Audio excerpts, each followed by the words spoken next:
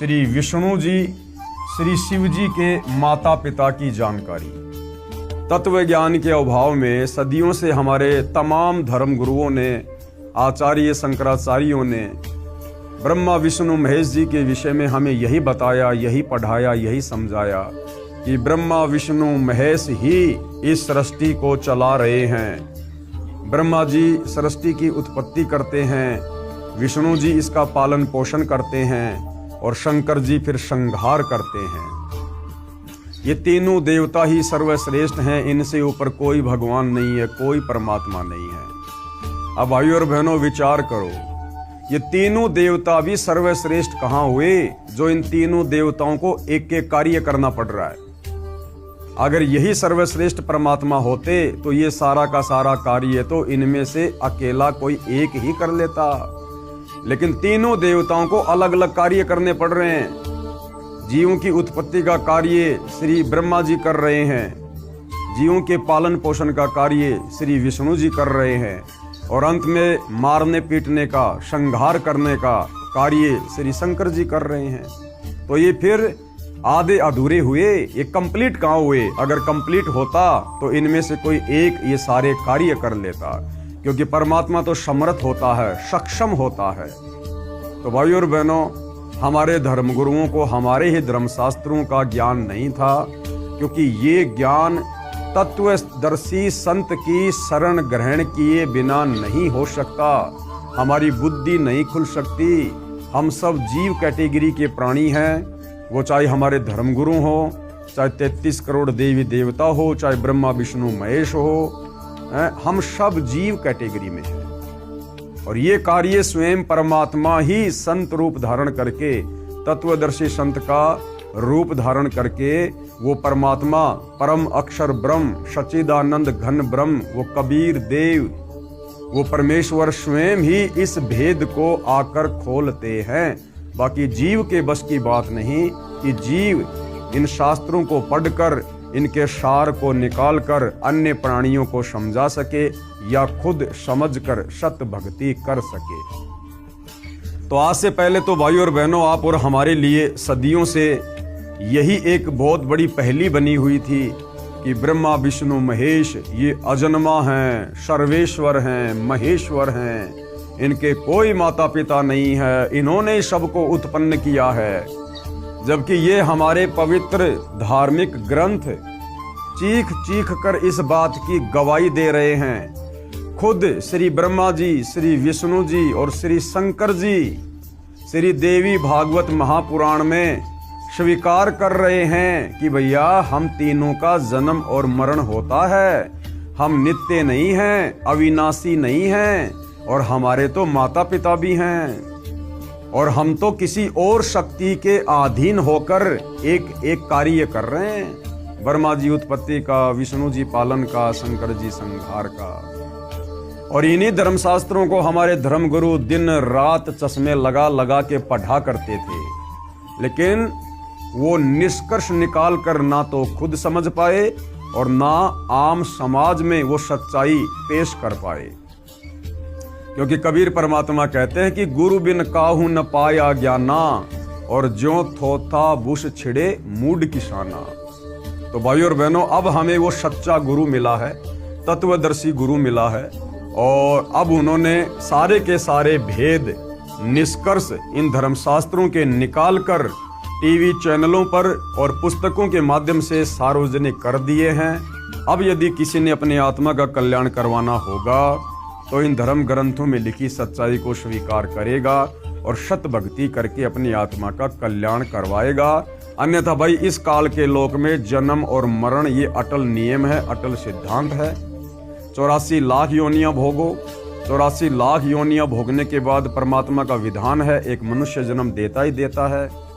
उस मनुष्य जन्म को फिर हम इसी प्रकार से बर्बाद कर जाएंगे, फिर 84 लाख योनियों में जाएंगे, फिर नरक भोगेंगे। ये चक्कर युगों युगों से चलता आ रहा है। और यदि आज हमने आंखें नहीं खोली, सतगुरु रामपाल जी की शरण ग्रहण करके शास्त्र अनुकूल सत भक्ति की शुरुआत नहीं की, तो ये जन्म मरण और लक 84 का चक्कर भाइयों और बहनों हमारा अंत काल तक चलेगा, नहीं मिटेगा। तो सतगुरु रामपाल जी हमें क्या जानकारी दे रहे हैं श्री ब्रह्मा विष्णु महेश जी के माता पिता के विषय में, इनकी जन्म और मृत्यु के विषय में। प्रश्न नंबर 28। अब हिंदू समाज के भाई बहन सतगुरु रामपाल जी से प्रश्न कर रहे हैं, काफी कुछ जानने और समझने के बाद, कोई ये प्रमाण दिखाओ कि श्री ब्रह्मा जी, श्री विष्णु जी तथा श्री शिव जी के माता पिता हैं। ऊपर इस पुस्तक के ऊपर 10 वीडियो बन चुके हैं और काफी कुछ जानकारी सतगुरु रामपाल जी ने हिंदू भाई बहनों को हिंदू धर्मशास्त्रों से दिखाई तो उनकी आंखें खुलने लगी और अब उनकी जिज्ञासा आगे से आगे अध्यात्म को जानने की हो रही है। तो उसी जिज्ञासा के अंतर्गत उन्होंने सवाल किया सतगुरु रामपाल जी से। जब सतगुरु रामपाल जी ने कहा कि भैया आपके ब्रह्मा विष्णु महेश, इनके तो माता पिता हैं, इनके तो जन्म मृत्यु होती है, इनका खुद का मोक्ष नहीं है, ये खुद भी लक 84 योनियों में जाते हैं, नरक भोगते हैं। तो फिर हिंदू श्रद्धालुओं ने पूछा जी इसका कोई प्रमाण दिखाओ कि श्री ब्रह्मा जी, श्री विष्णु जी तथा श्री शिव जी के माता पिता हैं। तो सतगुरु रामपाल जी प्रमाण दिखा रहे हैं। श्री देवी महापुराण, ये गीता प्रेस गोरखपुर से प्रकाशित है। इसके 3रे स्कंद के अध्याय 4 और 5 में श्री विष्णु जी ने अपनी माता दुर्गा की स्तुति करते हुए कहा है कि हे मात, यानी भगवान विष्णु जिसको हम पूर्ण परमात्मा मान रहे थे, अजन्मा मान रहे थे, और इस श्री देवी महापुराण में श्री विष्णु जी खुद देवी दुर्गा को माता कहकर संबोधित कर रहे हैं। और क्या कह रहे हैं? हे मात, आप शुद्ध स्वरूपा हो, सारा संसार आपसे ही उद्भाषित हो रहा है। यानी विष्णु जी कह रहे हैं कि हे माता दुर्गा, ये सारा संसार आपसे ही चलायमान है, हम आपकी कृपा से विद्यमान हैं। विष्णु जी कह रहे हैं कि मैं, ब्रह्मा और शंकर, हम तीनों तो आपकी दया से विद्यमान हैं। मैं कौन? विष्णु जी। मैं ब्रह्मा और शंकर तो जन्मते मरते हैं। अभी भाई और बहनों आपको मौखिक दिखाया जा रहा है, आगे आपको इसी देवी महापुराण से दिखाया जाएगा। खुद श्री विष्णु जी स्वीकार कर रहे हैं कि मैं, ब्रह्मा और शंकर तो जन्मते और मरते हैं, हमारा तो जन्म और मृत्यु होता है, हम अविनाशी नहीं हैं। हमारा तो आविर्भाव यानी जन्म तथा तिरोभाव यानी मृत्यु हुआ करता है। विष्णु जी कह रहे हैं कि हे माते, हमारा तो जन्म और मृत्यु होता है, हम अविनाशी नहीं हैं। अविनाशी यानी जिसकी कभी मृत्यु ना हो। तो विष्णु जी कह रहे हैं कि हम तीनों देवता अविनाशी नहीं हैं, हम तो नाशवान हैं, हम जन्मते हैं और मरते हैं। तुम ही जगत जननी और सनातनी देवी हो और प्रकृति देवी हो। और विष्णु जी अपनी माता दुर्गा जी को क्या कह रहे हैं कि तुम ही जगत की जननी, यानी सारे संसार को जन्म देने वाली, और सनातनी देवी, सनातनी यानी सबसे पहले वाली, तुम ही सनातनी देवी हो और प्रकृति देवी हो। प्रकृति भी दुर्गा जी को कहा जाता है। अब श्री विष्णु जी को केवल इतना ही ज्ञान है, अपने विषय में इन्होंने सच्चाई बता दी, परंतु अब श्री विष्णु जी देवी दुर्गा से ऊपर नहीं जानते कि कोई और भी भगवान है, कोई और भी परमात्मा है।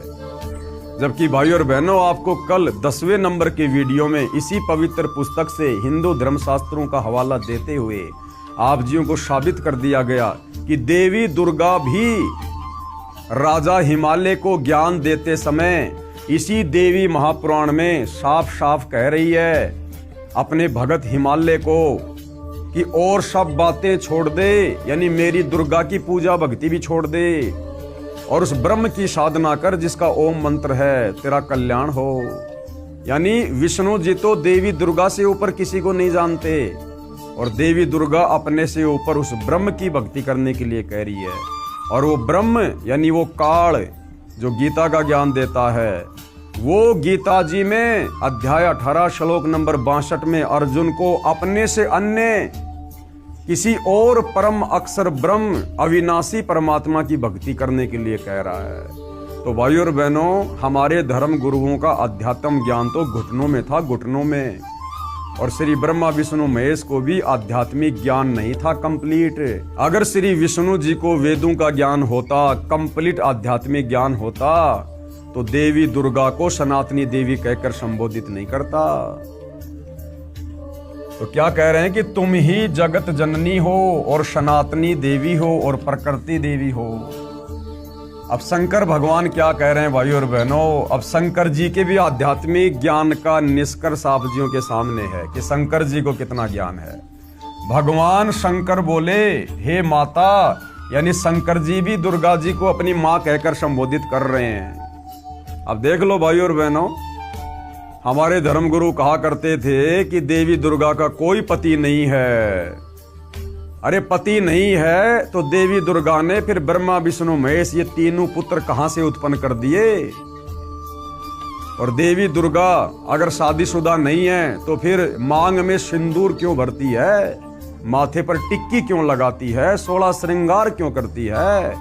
अगर उसका पति नहीं है तो फिर हम उसको माता क्यों कहते हैं, बहन क्यों नहीं कहते। तो भाइयों और बहनों, अध्यात्म की कमी के कारण अब भगवान शंकर बोले, हे माता, विष्णु के बाद उत्पन्न होने वाला ब्रह्मा जब आपका पुत्र है तो क्या मैं तमोगुणी लीला करने वाला शंकर तुम्हारी संतान नहीं हुआ, अर्थात मुझे भी उत्पन्न करने वाली तुम ही हो। अब शंकर जी ने भी बिल्कुल निष्कर्ष दे दिया। भाई विष्णु जी ने तो पहले कह दिया कि तुम जगत जननी हो, सनातनी देवी हो, हम तो जन्मते और मरते हैं, हे माता। उसके बाद शंकर जी भी कह रहे हैं कि हे माता, जब ब्रह्मा और विष्णु भी तुम्हारी संतान है, तुम्ही से उत्पन्न हुए हैं, तो क्या मैं तमोगुणी लीला करने वाला शंकर क्या तुम्हारी संतान नहीं हुआ, अर्थात मैं भी तुम्ही से उत्पन्न हूं। शंकर जी ने भी फाइनल कर दिया कि मेरी भी माता यही दुर्गा है, मुझ शंकर का जन्म भी दुर्गा देवी से हुआ है। एक बार ध्यान से पढ़िए। भगवान शंकर बोले, हे माता, विष्णु के बाद उत्पन्न होने वाला ब्रह्मा जब आपका पुत्र है तो क्या मैं तमोगुणी लीला करने वाला शंकर तुम्हारी संतान नहीं हुआ, अर्थात मुझे भी उत्पन्न करने वाली तुम ही हो।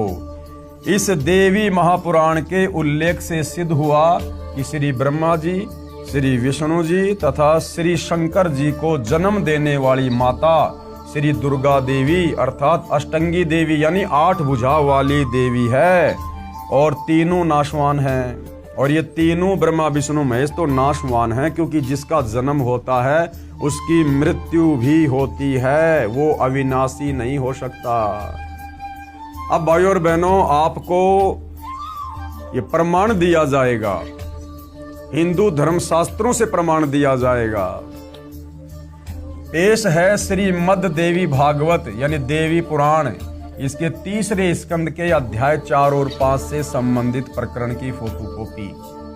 संक्षिप्त देवी भागवत आपकी आंखों के सामने है, देखिएगा। श्री विष्णु जी कह रहे हैं दुर्गा जी की स्तुति करते हुए, तुम शुद्ध स्वरूपा हो, ये संसार तुम्ही से उद्भासित हो रहा है। विष्णु जी कह रहे हैं कि हे माता दुर्गा, तुम शुद्ध स्वरूपा हो और ये सारा संसार तुम्ही से प्रकाशमय है। मैं यानी विष्णु, ब्रह्मा और शंकर, हम सभी तुम्हारी कृपा से विद्यमान हैं। हमारा आविर्भाव यानी जन्म और तिरोभाव यानी मृत्यु हुआ करता है। केवल तुम ही नित्य हो यानी तुम ही सदा रहती हो, जगत जननी हो, प्रकृति और सनातनी देवी हो। विष्णु जी ने क्लियर कर दिया कि भैया हम तो तीनों जन्मते और मरते हैं।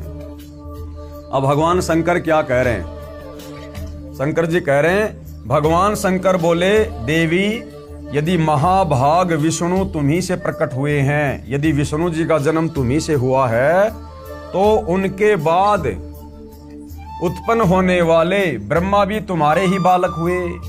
फिर मैं तमोगुणी लीला करने वाला शंकर क्या तुम्हारी संतान नहीं हुआ, अर्थात मुझे भी उत्पन्न करने वाली तुम ही हो। शिवे यानी दुर्गा, संपूर्ण संसार की सृष्टि करने में तुम बड़ी चतुर हो। अपनी इच्छा के अनुसार क्रीड़ा करती और शांत भी हो जाती हो। इस संसार की सृष्टि, स्थिति और संहार में तुम्हारे गुण सदा समृत हैं। यानी ब्रह्मा जी को जो रजोगुण मिला हुआ है, जिससे ब्रह्मा जी संसार की सृष्टि करते हैं, कह रहे हैं कि हे दुर्गा देवी, ये आपसे ही मिला हुआ है। और स्थिति यानी विष्णु जी को जो शतोगुण मिला हुआ है, जिसके कारण वो पालन पोषण करते, स्थिति को बना के रखते हैं, तो कह रहे हैं वो स्थिति यानी वो शतोगुण भी आप देवी दुर्गा से ही मिला हुआ है। और संहार में यानी श्री शंकर जी जो कि तमोगुण है, जो संहार करते हैं, तो कहते हैं शंकर जी को संहार करने की क्षमता भी तुम्ही से मिली हुई है। उन्हीं तीनों गुणों से उत्पन्न रजगुण ब्रह्मा, सतगुण विष्णु, तमोगुण शिव जी। तीन गुण कौन से? रजगुण, सतगुण, तमगुण। उन्हीं तीनों गुणों से उत्पन्न हम ब्रह्मा, विष्णु एवं शंकर नियम अनुसार कार्य में तत्पर रहते हैं। नियम अनुसार, नियम अनुसार का मतलब है अपनी इच्छा से हम कुछ नहीं करते। आपने हमें जो ड्यूटी दे रखी है, जो कार्य दे रखा है, एक एक ये गुण देकर ब्रह्मा जी को रजोगुण युक्त बनाकर, मुझे शतोगुण बनाकर और शंकर जी को तमोगुण बनाकर आपने जो ये ड्यूटी दे रखी है, स्थिति की, उत्पत्ति की और संहार की, कह रहे हम तीनों देवता आपके अधीन होकर नियम अनुसार यानी जो आपकी आज्ञा होती है, हम तो कार्य में तत्पर रहते हैं। तो भाइयों और बहनों, इस छोटे से प्रकरण में ये स्पष्ट कर दिया कि ब्रह्मा विष्णु महेश की जन्म और मृत्यु होती है, ये अविनाशी नहीं है। दूसरा मैटर, ये देवी दुर्गा इन तीनों की माता है। नंबर 3, ये तीनों देवता एक एक गुण युक्त हैं। रजगुण ब्रह्मा, सतगुण विष्णु और तमोगुण शिव जी।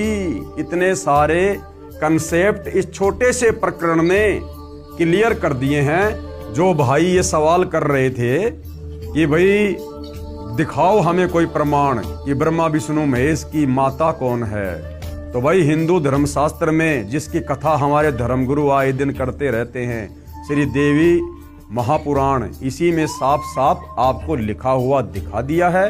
मन में कोई शंका हो तो बाजार से गीता प्रेस गोरखपुर से प्रकाशित जिस श्री देवी महापुराण का आपको हवाला दिया गया है, आप जी लाकर देख सकते हैं।